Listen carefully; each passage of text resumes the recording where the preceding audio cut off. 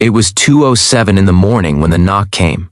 Not loud, not rushed, just 3 soft taps that somehow felt heavier than a pounding fist. Mark froze in his hotel room, heart racing, his phone glowing in his hand with a picture of his daughter asleep back home. He wasn't expecting anyone, especially not her. When he opened the door, his boss stood there in the hallway light, eyes tired, voice barely above a whisper. "Can I come in? We need to talk." In that moment, Mark had no idea that a single act of kindness, on the worst night of his life, was about to change everything. Before we continue, take a second to support your channel name. If stories about real emotions, unexpected kindness, and quiet moments that change lives speak to you, please like this video, subscribe to the channel, and share your thoughts in the comments. Your support helps us bring more stories like this to you. Mark had never imagined his life turning out this way.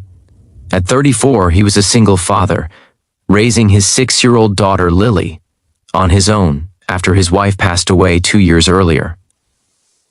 Every morning started before sunrise, lunches packed, hair brushed, shoes tied, then a long commute to work, where he did his best to keep his grief hidden behind spreadsheets and polite smiles.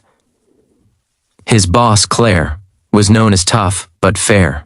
She ran the company with discipline and high standards. Most employees feared her. Mark respected her, but he kept his distance. He didn't want special treatment. He didn't want pity. He just wanted to work, earn his paycheck, and go home to Lily. This business trip was supposed to be simple. One night at a hotel, a presentation in the morning, then straight back home. But earlier that evening, his phone rang while he sat on the edge of the hotel bed.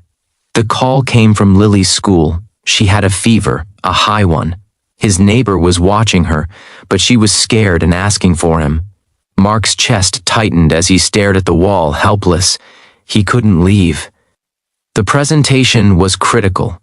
His job was already hanging by a thread after too many missed days for emergencies and sick mornings. He went through the presentation anyway, barely hearing his own voice. By midnight, exhaustion hit him like a wave. That's when the knock came. Claire stood at the door, holding a folder but looking nothing like the confident executive everyone knew. She looked human, tired, unsure. Mark stepped aside and she entered the room. The silence felt thick. "I heard about your daughter," she said softly. Mark swallowed. "She'll be okay, she just needs me." Claire nodded, then surprised him by sitting down instead of standing like a boss ready to lecture. "I lost my husband when I was younger," she said quietly. "People think I'm strong because I don't talk about it, but strength doesn't mean you stop hurting."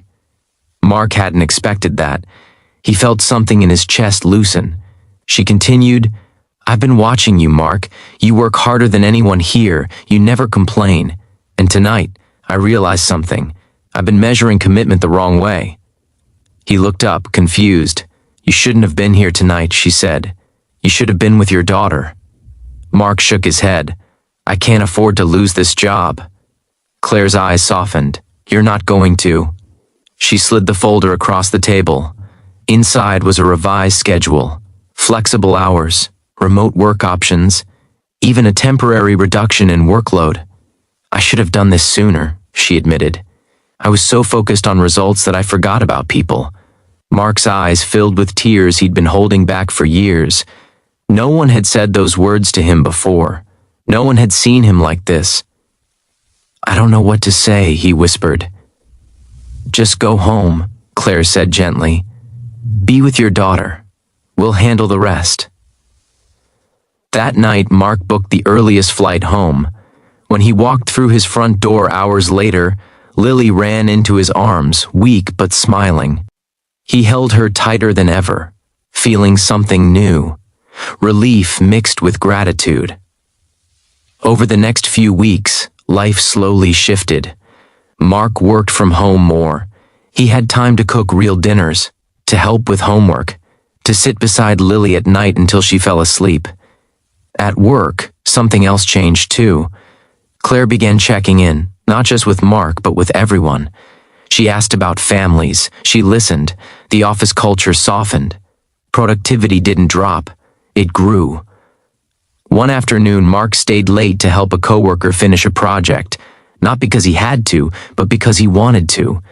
Kindness had a way of spreading. Months later, during a company meeting, Claire shared a quiet message.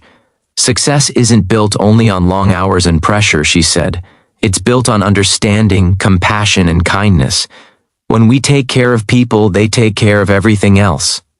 Mark thought back to that night at the hotel. The knock, the whisper, the fear he felt, and how it transformed into hope. Kindness didn't come as a grand gesture.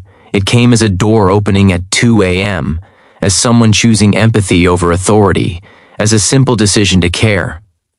Years later, Lily would ask him why he always helped others, even when he was tired.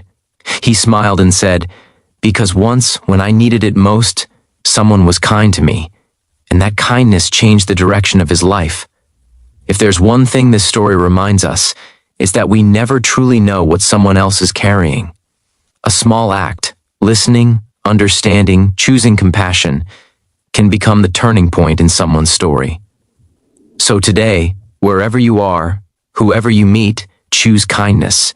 You might just knock on the right door at the right moment and change a life forever.